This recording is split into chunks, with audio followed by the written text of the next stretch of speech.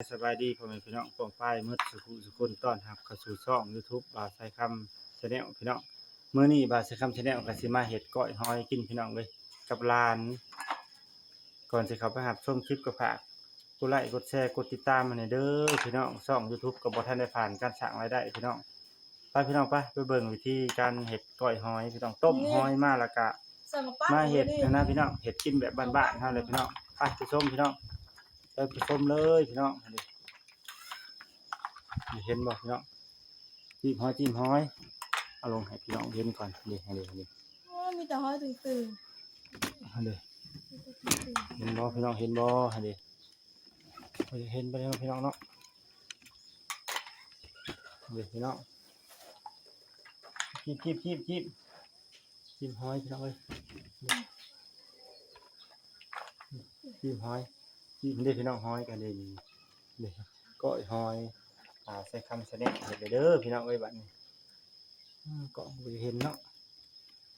ก็เห็นเอาเลยไว้โอ้เห็นแล้วบัดนี้สิมาให้เอาซะบ่โอ้มีแต่ตัวตึง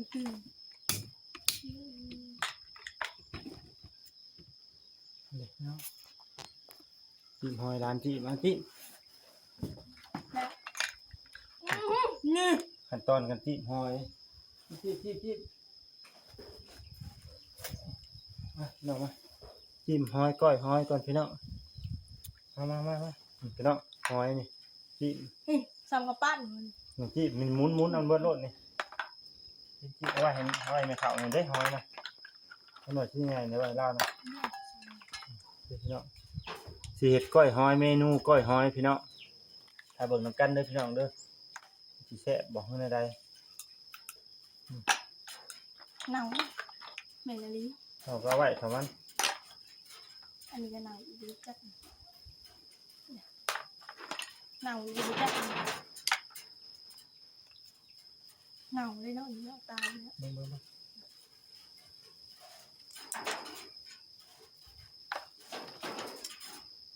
ตัวมันติดแบบมันบอกกระพาในแม่นแหละขี้ไม่ได้เอาเดี๋ยวนะสิก้อยพี่น้องเอ้ยเมนูก้อยหอยแบบใช้คำใช้แนวสิก้อยหอยสิกินพี่น้องบ่ได้เห็นเมนูคือถ้าบ่ไล่แตกรถคลิปนะเอาเขาอีเลิศมากนะอันชื่อน้ำจิ้มมาไปเอากระโตกเล็กแล้วก็เอาขึ้นชูตั้งกล้องให้เรากินแบบก่อนหัวขึ้นมาที่เขามาบัดนี้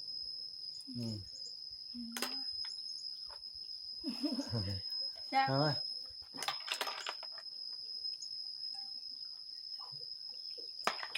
เลิศเลยน่าเลยใหญ่เอามาเท่าแท่งเท่าไหร่มาเท่าฮะใช่หน่อยลาได้ไหมโมมี่กินมาลบเดี๋ยวจังแบ่งไว้เป็นหน่วยมันนี่ก็ได้หัวใหญ่โอ้หอยหยักพี่น้องหอยหยักหัวใหญ่เลยเขาของโอ้เขาใหญ่ก็ตัวไหนผู้มาไปซอยใส่ไปไปโอ้โหทำเลือดกับกระปั้นเลยพี่ไปคุณทำใช่เงาหน้าเบ้อเงาขอชิมหนึ่งดูวายเหม็นมันเน่าเห็นบ่นะเอาขามาเอามาโลดขี่มันนะไปใบเอายังวะไปย่ำไปถือกล่องคนนี้ไปเอาไป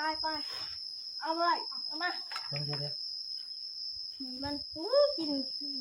กระเพาะเนาะขี่มันเลยกระเพาะมันจะเป็นยังตัวกินนี่นะกระเพาะมันแซ่ไปซอยไปเอาไปจุบไปนี่นะล้างกระยาที่บนนัวมาไข่ใส่ขี้มันออกรถไปพี่น้องไปเบิ่งมันนี่พี่น้องไปเบิ่งตอนซอยหอยบัดนี้